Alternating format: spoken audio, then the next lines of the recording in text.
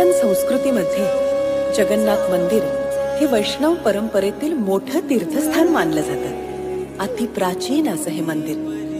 म्हणतात की मंदिरातील जगन्नाथ मूर्तीमध्ये आजही श्रीकृष्णाचं हृदय धडधडतं.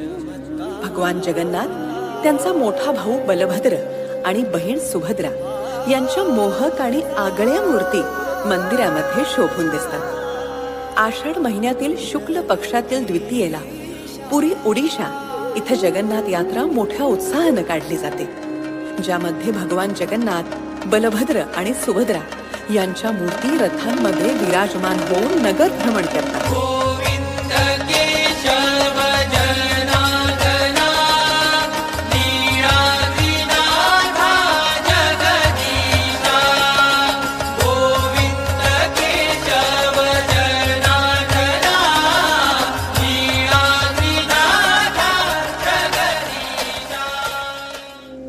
गोमंतकातही अनेक ठिकाणी अशी यात्रा मोठ्या भक्तिभावाने काढली जाते.